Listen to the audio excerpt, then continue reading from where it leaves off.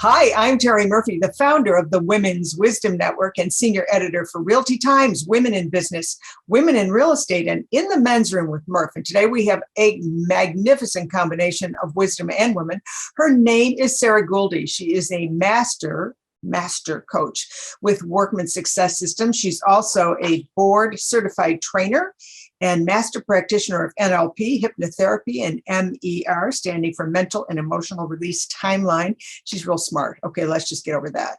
She understands real estate because she has run a team, and we're going to talk to you about that. At 165,000 per unit, you got to do a whole bunch of units to get to 20 million. So clearly, this woman is someone we need to speak with, and her biggest accomplishment is managing two amazing children plus.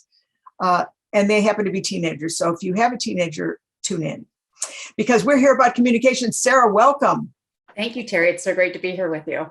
Well, it's annoying when someone's beautiful, talented, and really, really smart. You've done some terrific work at Workman, and that was one of my blessings to meet with you. But you've been a licensed realtor since 2004.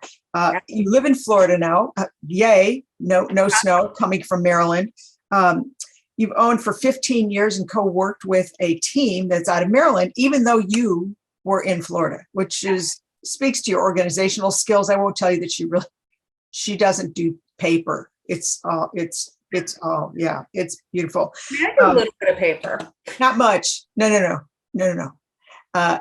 She masters everything. That's why we call her Master, Sarah. But one of the things that I know, and I study, and we both have some common interest about neurolinguistics, behavioral interviewing skills, emotional intelligence, is that communication is obviously a key. And if you've ever been married or divorced, if you've ever had a disagreement with a coworker or a child, you understand that there is generally a communication breakdown. Tell us why that fascinated you, why you pursued it to such amazing levels. I think if I'm being fully transparent, I really think I saw that there were so many opportunities in my own life to be a better communicator. And so really that is what started my journey down that path was, how can I create more harmony in my own life? How can I help myself in the situation I found myself in? And I fell in love with the process as I learned more about it. Yeah, well, that makes sense because if you're in any kind of sales position or management position, communication is the one thing that we all think we know how to do because we learned early, but we really don't do it as well as we think. And when you study things like emotional intelligence, it's an awareness issue. It's not like an SAT. You're only X amount smart. Tell us a little bit about emotional intelligence. Yeah, so emotional intelligence is, some people look at it and like, oh, it's the latest buzzword. I think it's really valid and really important. And so there's kind of 5 key elements to emotional intelligence. It's having the self-awareness. It's when we notice that we might be feeling or speaking a certain way. And that's probably the hardest step for most people is to say, oh, hold on, something's happening here. It's then regulating that emotion or something that comes up. And so not only seeing it, but then saying, let me choose something different, or let me make sure I'm about to take the right course of action with it. And then it has to do with motivation, empathy, and even our social skills. Yeah, empathy is the key word here. It happens to be the buzzword for leadership today because when you understand that people are not aware, which means they cannot see, if you've ever been married, this is fun. They cannot see because it's just not in reality. And so when you understand that, it gives you much more, would you say, power to figure out how to connect because you can't fault someone who doesn't see something. Yeah, absolutely. So often we get angry at someone for the response we see in them, not realizing that they have no idea that they're even acting out in a certain way. And so if we take a step back and we say, okay, I can see what's happening here. I'm going to have some empathy for them. And that doesn't mean necessarily accepting the behavior, but it does mean that you can have empathy for them and come at it from a different approach. Well, I know as humans, we are problem solvers. And almost any block, whether it's communication or physical or mental, can be corrected if we're aware of it. And so would you, use emotional intelligence with your kids? Because I know your kids are on to you. They are absolutely on to me. One of the, I don't know, greatest things I ever did or biggest mistakes, I'm not sure which, is I took them to an NLP training. And so sometimes they'll hear me use a particular language pattern with them. They're like, Mom, come on. And I'm like, but it works. So when I completely disagree with them on something, I always want to make sure I validate their position. And so I say, I can appreciate you might feel that way. And then I go to whatever it is, and they just look at me like, come on. It's really rugged when you get busted by your own kids.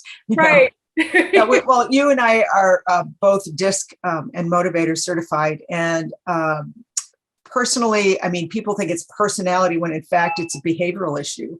Yeah. And when you understand that people can perform in a particular way, don't you agree that almost anybody who's hiring should look at studying a DISC assessment? Yeah, I think it is such a valid tool to look at. And I also think it's important to know it's not a box we put something in, but it's speaking to their strengths. It's behavior. It's not the person. Yeah, that's just such and for me, the motivators are really revealing. And that hadn't been a part of the assessments that Dr. Alessandra had put together at Assessments 24/7.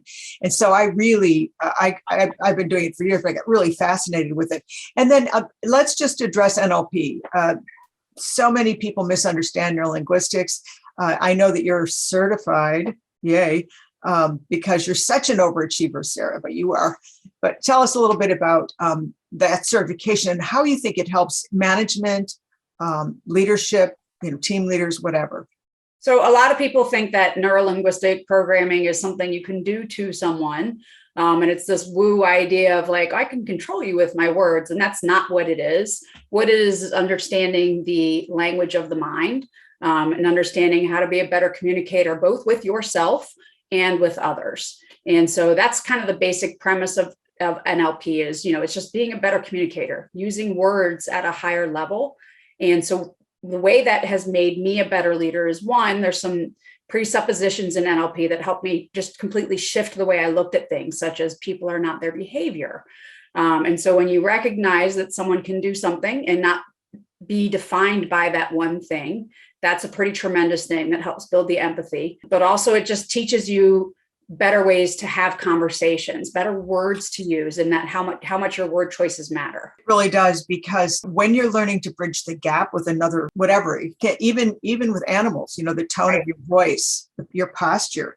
I would just say to you, if you were recommending the best ways for team leaders, management, parents, anybody who wants to be in a relationship, what would be your top tip? The top tip I would probably have is to recognize that the meaning of communication is the response that you get. And so if you say something to someone and they come back very frustrated, confused, angry, and that's not what you meant, then take a step back and look at the way you communicated it, because whether you meant to communicate a certain way or not, it came across a different way. And so you just need to be mindful of that, as the response is what the communication was. Well, I know that you are about to get certified again. Because you're taking some college courses. Tell us a little bit about how that's helping you in your consulting business. It's helping me tremendously. So I'm working on actually finishing my bachelor's degree, and it's a psychology concentration and an organizational leadership in business minor. It's really in almost every psychology class I've taken and every business class I've taken thus far, we've talked about emotional intelligence. We've talked about leadership skills. We've talked about managing organizational change. And so it's been tremendous to add the book knowledge to things that I had already kind of figured out along the way. And it's really elevated my skill set. Well, if someone wanted to hire you to speak or to train or to consult, what would be the best way to reach you? They could email me or call my cell phone. Okay. Want to share that? Sure. It's Sarah at sarahguldi.com, SARAGULDI. And my cell phone is 240-538-2704. Well, I know that you're going to be joining us for some communication tips on Realty Times and Realty Times TV. Sarah, it's always great to be with people who let you see things that you didn't see. And I think that this interview is really going to help people in management, leadership, and parenting, and any relationship, because communication is key. Thanks so much for joining us for this Women's Wisdom Network Realty Time segment. Join us again so you can see Sarah.